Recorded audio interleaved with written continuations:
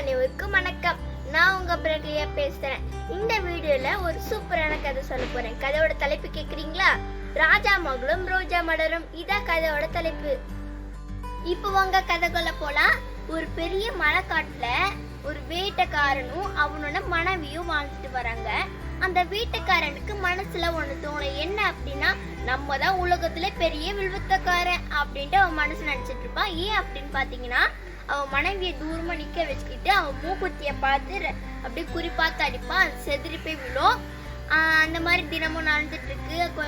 அதை மூக்குத்தி எடுத்து போய் கொடுத்துட்டு கொஞ்சம் பணம் கொடுத்துட்டு போய் பத்த வச்சுட்டு வா அப்படின்னு சொல்லிட்டு போயிடுவான் வேட்டைக்கு. தினமும் அந்த வேலையை பண்ணிட்டு அவன் வேட்டைக்கு போவான். இதுதான் டெய்லியும் நடந்துட்டு இருக்கு. இந்த மாதிரி ஒரு நாள் மூக்குத்தி அடிச்சுட்டு வேட்டைக்கு கிளம்பிட்டா. இப்ப அந்த பொண்ணு ரொம்ப சோகமா உட்காந்துட்டு இருக்கு. இந்த டைம்ல அந்த பொண்ணோட அண்ணா வராங்க. வந்துட்டு ஏமா இவ்வளவு சோகமா இருக்கே, என்னாச்சு கேக்குறான்.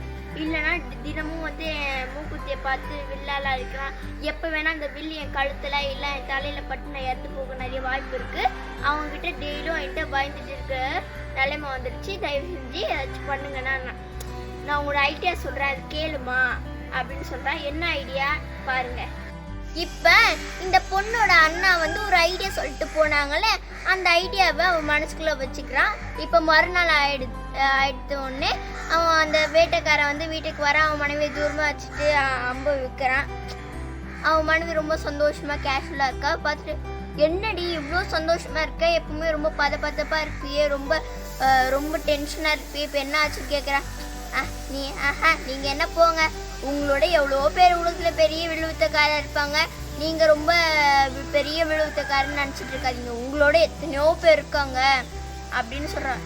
இவன் கேட்டோன்னே, ஐயோ என்னோட பெரிய விழுவுத்தக்காரங்களா இருக்காங்களா, யார் அது, புளி சாதத்தை கட்டு கொஞ்சம் செலவு காசு உடனே யாருன்னு சொல்லிட்டு நான் போய் கிளம்புறேன் சொல்லிட்டு மூட்டை எப்படி வச்சுக்கிட்டு அங்க வீட்டை விட்டு அங்க கிளம்புறான். இப்ப அந்த வேட்டைக்காரன் வீட்டை விட்டு வெளியே வரான். அவன் ஒய்ஃப் கிட்ட புளி சாதத்தையும் கையில கொஞ்சம் செலவு காசத்தையும் மூட்டையில போட்டு அவன் அங்கிருந்து கிளம்புறான். அவன் பெரிய ஒரு அடர்த்தியான காட்டை தாண்டி போயிட்டு இருக்கான். போற வழியில ஒருத்த மல்லாக்கு படுத்து வானத்துல அம்ப அப்படியே குறிப்பாத்துட்டு இருக்கான். இவன் வானத்தை பாக்குறான், அம்பு பாக்குறான், வானத்தை பாக்குறான், அம்பு பாக்குறான். அவனுக்கு ஒண்ணுமே புரியல. என்னடா இது, வானத்துல எதுவுமே இல்லை, அதை போய் பார்த்துட்டு இருக்கான் அப்படின்னு சொல்றான். இதை பார்த்த உடனே கொஞ்ச நாள் கழிச்சு அம்பா விடுறா. மேல இருந்து 2 பறவை தொம்முன்னு விழுது.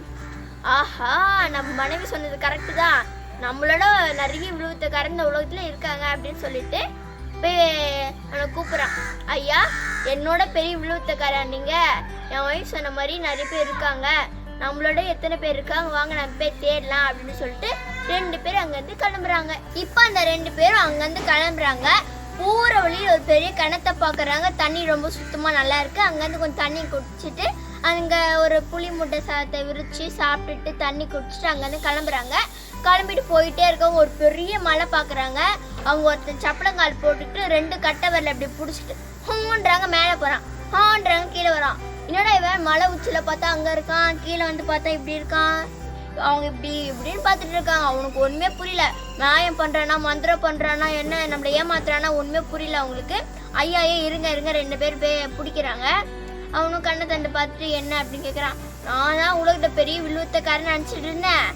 போய் பார்த்தா நீங்க என்னோட பெரிய வில்லுவத்தை இவன் இருக்கான், எங்களோட பெரிய வித்தக்காரனை நீங்க இருக்கீங்க. எங்களுக்கு ஒண்ணுமே புரியல. நம்மளோட உலகத்துல எத்தனை பேர் விழுத்தக்காரங்க இருக்காங்க, மாயம் பண்றவங்க இருப்பாங்கன்னு நம்ம போய் தேடி பார்க்கலாம், வாங்கய்யா அப்படின்னு சொல்லிட்டு அவனை கூட்டிட்டு போறாங்க அங்கிருந்து. இப்ப அந்த 3 பேரும் அந்த இடத்த விட்டு கிளம்புறாங்க. போற வழியில ஒரு காட்டை தாண்டுறாங்க. அங்க தண்டோர சத்தம் கேட்குது. அங்க இருக்கிற சில மக்கள், ஆடு மேய்க்கிற மக்கள் கிட்ட போய் என்ன ஏதுன்னு கேட்கறாங்க. தண்டோர சத்தம் கேட்குதுன்னு கேட்கறாங்க. அவங்க ராஜா மகளுக்கு மாப்பிள்ளை தேடுறாங்க. அவங்க ஒரு பூ மேல ஆசைப்பட்டிருக்காங்க, ஒரு ரோஜா மலர் மேல. அது யார் கொண்டு வராங்களோ அவங்களதான் கல்யாணம் பண்ணிப்பேன் அப்படின்னு அவ சொல்லியிருக்காங்க அப்படின்றான். இதான் விஷயமா, மற்ற டீட்டெயில் பேர் நீங்கள் ராஜ்யத்தில் போய் கேட்டுக்கோங்க அப்படின்னு அவன் சொல்கிறான். அவங்களும் சரின்னு சொல்லிட்டு அங்கேருந்து கிளம்புறாங்க. இப்போ அந்த 3 பேரும் அங்கேருந்து கிளம்புறாங்க. அங்கே ராஜ்யத்தில் போய் ஆராய்ச்சி மணியை அடிக்கிறாங்க. அடித்த உடனே ராஜ்யத்தில் இருக்கவங்க சரி இன்ஃபர்மேஷன்ஸ்லாம் கொடுக்குறாங்க. இந்த மாதிரி அந்த ரோஜா மலர் ஒரு ஏதோ ஒரு மலையில் உச்சியில் இருக்குது, அது வந்து பெரிய நாகப்பாம்பு, விஷக்குண்ட ஒரு பாம்பு வந்து 24 மணி நேரமும் வந்து பாதுகாத்துட்டு இருக்கு. அதை வந்து எடுத்துட்டு வந்தாதான் அந்த ஊர் சொத்தும் சுகமும் அப்புறம் அவங்களோட ராஜாவோட பொண்ணையும் கட்டி வைப்பேன்னு சொல்லிட்டு ராஜா வந்து ஒரு இன்ஃபர்மேஷன் கொடுக்குறாங்க. அது அவங்க தெரிஞ்சுக்கிட்டு சரி நம்ம போய் அந்த ரோஜா மலை எடுத்துகிட்டு வந்துடலாம்னு சொல்லிட்டு அங்கேருந்து அவங்க 3 பேரும் கிளம்புறாங்க அந்த ரோஜா மலர் எடுத்துகிட்டு வர்றதுக்கு. இப்போ அந்த 3 பேரும் அந்த ரோஜா மலர் இருக்குது பார்த்தீங்களா, அதை எடுக்கிறதுக்கு எப்படியோ அழிஞ்சு தேடி அந்த மலையை வந்து கண்டுபிடிச்சிட்டாங்க. இப்போ அந்த மலைக்கு அவங்க போகிறாங்க. போயிட்டு எப்படி மேலே ஏறுவாங்க எப்படின்னா அந்த சொன்னவனே மேலே போவான் பார்த்தீங்களா, அவன் வந்து 2 கட்டை வெளியும் பிடிச்சிக்கிறாங்க. இவன் 2 பேரும் அந்த தோளில் ஏறி உட்காந்துக்கிறாங்க. மேலே போயிடுறாங்க. மலை மேலே போயிடுறாங்க. போயிட்டு ஒரு பிளான் போடுறாங்க. என்னன்னா எப்படி அந்த 6 மாசமா அந்த பறவை குறிப்பாத்து குப்புறக்கா பார்த்து அடிச்சான் பார்த்தீங்களா, அவன் சொல்றான் நான் வந்து பாம்பு தலையை அடிச்சிடுறேன், நீ வந்து ரோஜா மலர் எடுத்துரு. யாரு அந்த மனைவியோட மூக்குத்தி அடிச்சான் பார்த்தீங்களா, அவன் வந்து ரோஜா மலர் எடுத்துடுறாங்க. அப்புறம் அந்த பாம்போட கரெக்டாக தலையை பார்த்து அடிக்கிறான், செத்துட்டு போய் விழுது. இப்போ வந்து அவன் உடனே அந்த மூக்குத்தியை அடிச்சான் பார்த்தீங்கன்னா மனைவியோட மூக்குத்தி, அவன் வந்து ரோஜா மலர் எடுக்கிறான். அவங்க சொல்கிற 2 தோழி போய் உட்காராங்க. அவங்க கீழே போயிடுறாங்க. கீழே போயிட்டு அவங்க 2 பேரும் ராஜ்யத்துக்கு கிளம்புறாங்க. இப்போ அந்த 3 பேரும் ரோஜா மலரோட அரண்மனைக்கு வராங்க. இப்போ அரண்மனைக்கு வந்த உடனே ராஜா அவங்க 3 பேரையும் வர வைத்து உட்காராங்க. வந்த உடனே அவங்க 3 பேருக்கும் ரொம்ப சண்டை வந்துடுது. ஏன்னா நான் தான் ரோஜா மலரை எடுத்துகிட்டு வந்தேன், அதனால பொண்ணும் எனக்கு தான் சொந்தம், மலரும் எனக்கு தான் சொந்தம்னு சொல்லிட்டு அந்த 3 பேருக்கும் நல்ல சண்டை வந்துடுது. இப்போ சண்டை நடந்துட்டு இருக்க போது அந்த மனைவியோட மூக்குத்தி அடிச்சா பார்த்தீங்களா, அவனோட ஒய்ஃபோட அண்ணா வராங்க. அவன் ஐடியா கொடுத்தாலும் அவன் வரான். வந்துட்டு என்ன பிரச்சனைன்னு சொல்லி கேட்டு எல்லாம் கேட்குறான். அதுக்கு வந்து அந்த 3 பேர் பதில் சொல்கிறாங்க. இந்த மாதிரி வந்து ரோஜா மலர் உங்களுக்கு இளவரசிக்கு பிடிக்குமா, அதனால நாங்கள் எடுத்துகிட்டு வந்தோம் அப்படின்னு அவங்க 3 பேர் சொல்கிறாங்க. இப்போ மனைவியோட மூக்குத்தி அடித்தான் பார்த்தீங்களா, தினமும் அவன் சொல்கிறான் நான் தான் ரோஜா மலர் எடுத்தேன், அதனால இளவரசியும் எனக்கு தான் சொந்தம், அப்புறம் இந்த சொத்து சுகமும் எனக்கு தான் சொந்தம் அப்படின்னு அவன் சொல்கிறான். இதுக்கு வந்து அந்த 6 மாசமா வந்து பறவைய வானத்தில் குறிப்பாக பறவை அடிச்சா பார்த்தீங்கன்னா அவன் சொல்கிறான் இல்லை இந்த மலர் எனக்கு தான் சொந்தம், இந்த சொத்து சுகமும் எனக்கு தான் சொந்தம், இளவரசியும் எனக்கு தான் சொந்தம் அவன் சொல்கிறான். ஏன்னா நான் பாம்பு அடிக்கலன்னா நீங்கள் எப்படி உசுரோட வந்திருப்பீங்க, அதனால எனக்கு தான் இந்த இளவரசியும் இந்த ரோசா மலரும் அதுக்கப்புறம் இந்த சொத்து சுகமும் சொந்தம் அப்படின்னு சொல்கிறான்.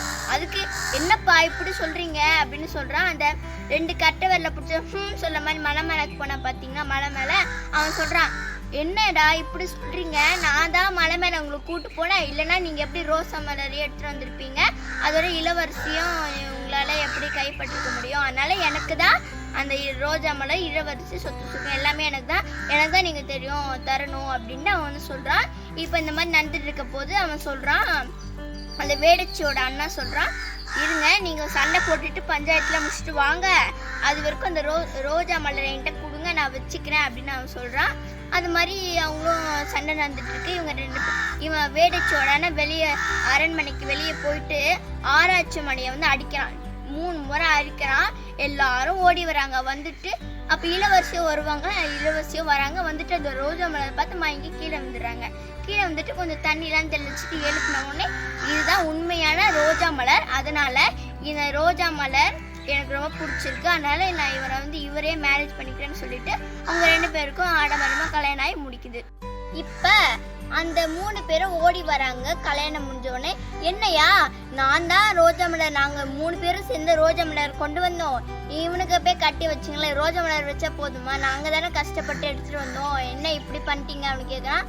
இருங்க நான் உங்களுக்கு பொறுமையாக சொல்கிறேன். அவன் சொல்கிறான் நான் வந்து என் மச்சாங்கிட்ட இந்த மாதிரி போய் இந்த மாதிரி சொல்லிவிட்டு அனுப்பலைன்னா அவங்க உங்களையும் சந்திச்சிருக்க முடியாது, ரோஜா மலரையும் எடுத்துருக்க முடியாது, அதனால எனக்கு தான் இந்த சொத்து சுகம் பொண்ணும் கூட, அதனால நான் தான் இந்த இதுக்கு இளவரசர் அப்படின்னு சொல்கிறான்.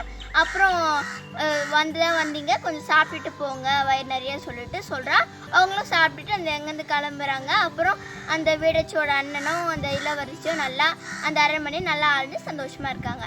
இந்த கதையில் உங்களுக்கு என்ன தெரியுதுன்னா எப்படிப்பட்ட பெரிய திறமைசாலிகளுக்கும் என்ன முக்கியம்னா ஒருத்தவங்க கூட நின்று அவங்கள வழி நடத்தணும். அப்போதான் அவங்க வந்து பெரிய நிலைமைக்கு வருவாங்க. அவங்களால அந்த வாழ்க்கையை வந்து வெற்றி அடைய முடியும். அதுக்கு ஒரு உதாரணம் நான் சொல்கிறேன். ஒரு விளக்கை எண்ணெய் ஊற்றி திரி போட்டு நல்லா நெருப்பு வச்சாதான் அது வந்து பிரகாசமாக எரியும். அதே மாதிரி தான் எவ்வளோ பெரிய அறிவாளியாக இருந்தாலும் அவங்களுக்கு கூட ஒருத்தர் பெரியவங்க இல்லை நல்லவங்க வந்து கூட வழி நடத்தினாதான் அவங்க வாழ்க்கையை பிரகாசமாக இருக்கும். அந்த மாதிரி உங்களுக்கு இந்த கதை பிடிச்சிருந்தா லைக் பண்ணுங்க, ஷேர் பண்ணுங்க, கமெண்ட் பண்ணுங்க.